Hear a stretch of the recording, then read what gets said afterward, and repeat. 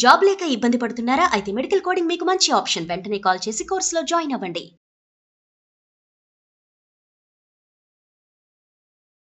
నమస్తే రమగారు. నమస్తే జయ. సలహాలు, సంప్రదింపులు.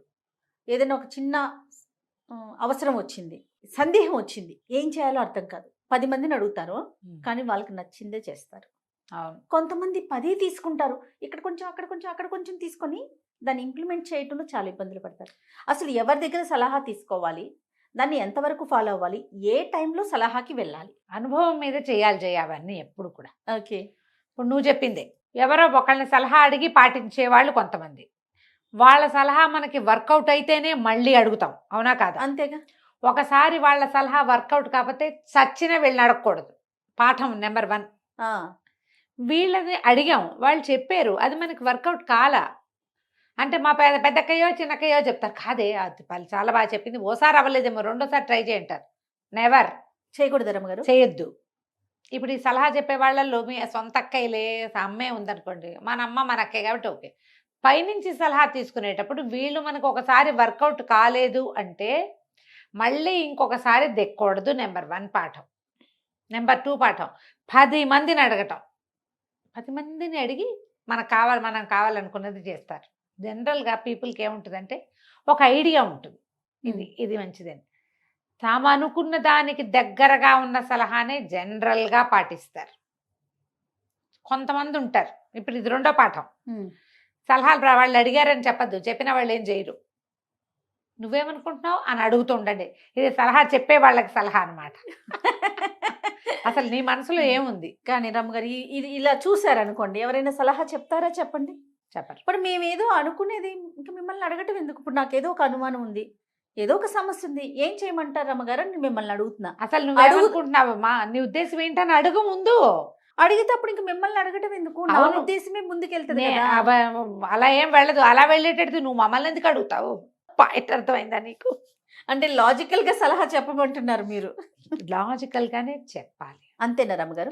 ముందు ఆ వ్యక్తి యొక్క ఉద్దేశం తెలుసుకోవాలి. ఉద్దేశం, వాళ్ళు దేనికి భయపడుతున్నారో, దేనికి ఉత్సాహపడుతున్నారో, ఏ విషయంలో వాళ్ళు జంకుతున్నారో అది మనకి తెలిస్తే అప్పుడు దాని కూలంకషంగా మనం ఆలోచించి చెప్పచ్చు. వాళ్ళు ఏదో ఒకటి పెట్టుకుంటారు లోపలని, ఇదారు నువ్వు ఒకటి చెప్తావు, ఇది కాదు అది కాదు ఇంకొకటి ఏదో. నువ్వు ఒకదానివే కాదు, నీలాంటి వాళ్ళు 16 మంది ఉన్నారు అక్కడ సలహాదారులు, చెప్పలేకపోతాం కదా.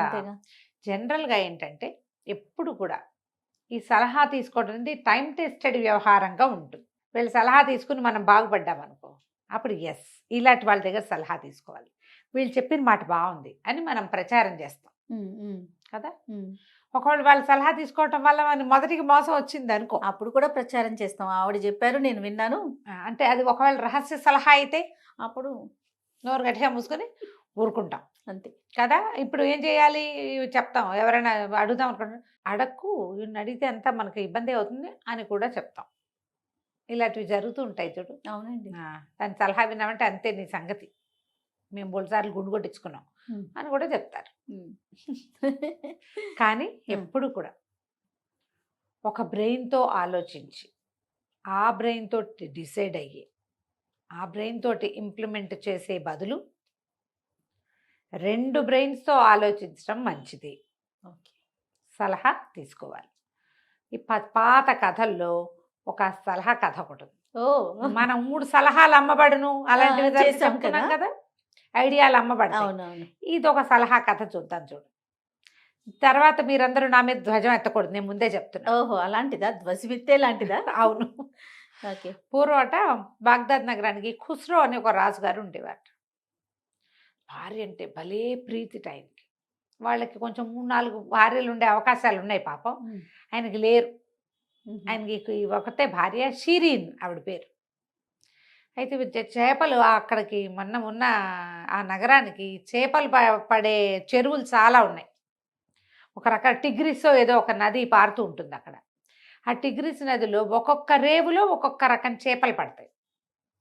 ఒకనాడు ఒక బెస్తవాడు ఎక్కడో దూరంగా ఉన్న ఒక ఒడ్డుకు వెళ్ళి, ఏమన్నా ఒక తీరానికి వెళ్ళి చేపలు పట్టుకొచ్చాడు. వాడు ఒక అద్భుతమైన రకాన్ని పట్టుకొచ్చాడు. ఇప్పుడు మన వాళ్ళు పులసలని చెప్తారు కదా. అవునండి. పులసలాగానే ఇది ఒక డిఫరెంట్ వెరైటీ అనమాట. పెద్దది, అందంగా ఉంటుంది చేప. ఆ చేపను తెచ్చి రాజుగారికి చూపించాడు. ఓకే. చూపిస్తాను, సంతోషించేసాడు. ఎంత బాగుంది, భలే అందంగా ఉంది. అది తింటే ఏదో తెలివితేటలు పెరుగుతాయి, బలం పెరుగుతుంది, ఎముకల్లో గుజ్జు పెరుగుతుంది, ఏవో ఉన్నాయి దానికి. అదే. ఈయన బాగా ఆలోచించి, సరే ఇచ్చేయరా, నాకు ఇచ్చేసేయి అని చెప్పేసి వాడికి, ఒరే వీడికి 4000 వరహాలు ఇవ్వండిరా అన్నాడు చేపకి. వాడు ఒక బెత్త బుట్ట ఉంది, బుట్టలో వేసుకొస్తాడు కదా, ఆ బుట్టలో పోసారు. ఈవిడ కొళ్ళు మండిపోయి రాణిగారు పక్కనే కూర్చొని, ఏమిటి నీ తెలివి, బాగుందనుకో, పెద్ద 100 రూపాయలు కూడా చెయ్యని చేపకి 4000, ఓ 1000 ఇస్తారు ఎవరైనా, అంత చేటించుకుంటారా? ఎవరొచ్చినా సరే నువ్వు 1000 ఇవ్వాల్సిన చోట 4 ఇస్తావు, 4 ఇవ్వాల్సిన చోట నా 14 ఇస్తావు, 14 ఇచ్చే చోట 40 ఇచ్చేస్తున్నావు. ఇట్లా దానాలు చేసుకుంటూ పోతుంటే ఎట్లా? ఇప్పుడు ఈ చేపకి వీడు 4000 అడిగాడు, రేపొద్దున 1 ఇంచి ఎక్కువ ఉన్నది తెస్తాడు, అప్పుడు వాడికి 10,000 కావద్దు? ఏం పద్ధతులు ఇవి? డబ్బులు తీసేసుకో వెనక్కని. ఇంకా నచ్చల, ఏంటది చిన్న డబ్బులు తీసుకోవచ్చా, నేను రాజుని, అసహ్యంగా ఉంటుంది చూడు, బాగోదు. ఆయన అలా కాదన్నాడు. పోర్లేదు ఈసారికి ఇట్లా కానీ నెక్స్ట్ టైం ఇవ్వనులే అన్నాడు. నెక్స్ట్ టైం దాకా నీకు అవకాశం ఉంటుందా? నెక్స్ట్ టైం వాడు ఊరుకుంటాడా? కిందసారి ఆ చేపకు అంత ఇచ్చాడు, దీనికి ఇంత ఇచ్చాడని ప్రచారం చేయడా అని ఆవిడ విసుక్కుంది. ఆవిడ మాట కాదంటే ఇష్టం లేదు, కానీ ఇలా పరువు తీసుకోవడం కూడా కొంచెం ఇదిగానే ఉంది. ఎట్లా తీసుకుంటాం షీరిన్, బాగుండదు, వద్దన్నాడు. ఏముంది, ఓ పని చెయ్యి, చేప ఆడదా మొగదో అడుగు.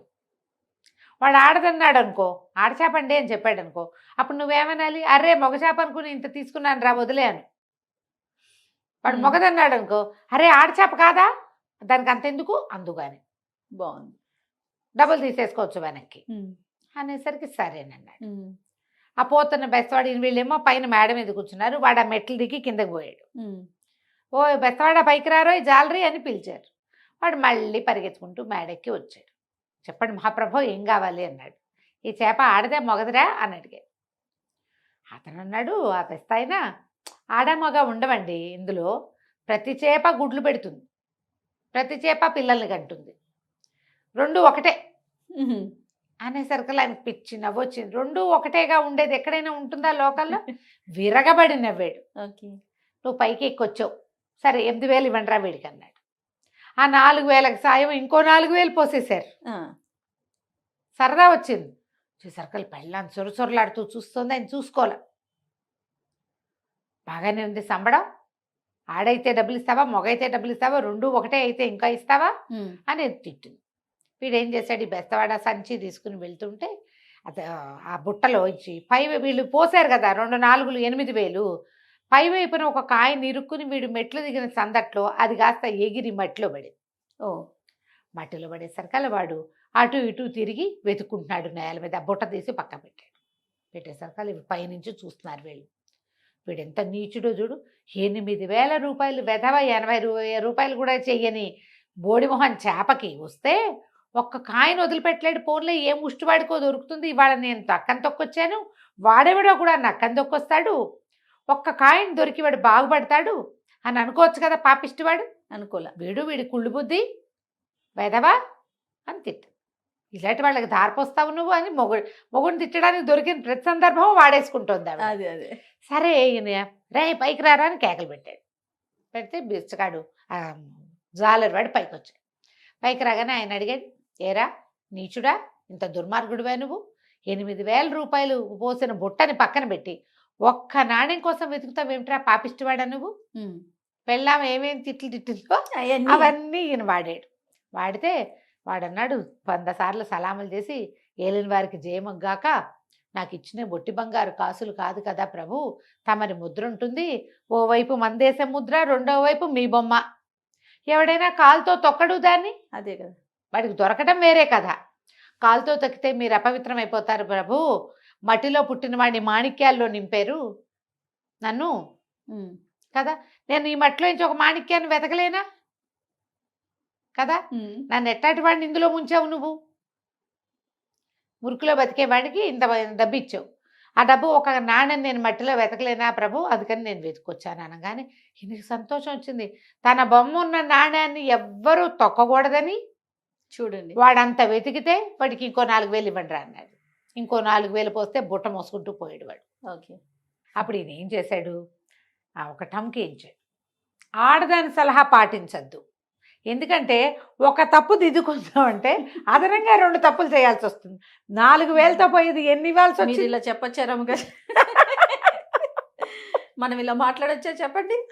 నేను నీకు ముందే చెప్పా. ఓకే. నేను సరే. అంటే డిస్క్లైమర్ ఇచ్చాం కదా. అంటే ఇది కథ అంతే రమ్మగారు. ఆ, ఆడవాళ్ళ సలహా పాటించొద్దని ఊరంతా చాటిచ్చేట్టు ఆయన. ఎందుకంటే ఆడవాళ్ళ సలహా పాటిస్తే ఒక పనికి 2 పనులు, 2 పనులకి 3 పనులు అవుతాయి. 2 సార్లు నష్టం వస్తుంది. కాబట్టి ఆడదాని సలహా పాటించకండి అన్నాడు. ఆ తర్వాత ఎప్పుడు పాడలే మాట ఆయన వినలేదుట. నీ వల్ల కదా నాకు ఇన్ని వేలు పోయినాయి అని. చూడండి కథ ఎలా ఉందో. ఎంత బాగుందో. ఆవిడ ఉద్దేశమే ఒకటి. అవును. ఆవిడ మొత్తాన్ని లాక్కోవాలనుకుంది.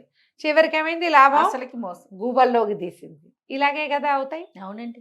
బ్రహ్మాండంగా ఉంది కదా కథ. అదిరిపోయింది. మీరు జడ్జిమెంట్ చేయబోకండి ఈ కథని. కానీ ఇది మనం జ్ఞాపకం పెట్టుకోవాల్సింది. మనం ఎప్పుడైనా సరే ఒకటి చేసేసామంటే దాన్ని ఏదో సరిచేయటానికి ట్రై చేయొద్దు. ఓకే.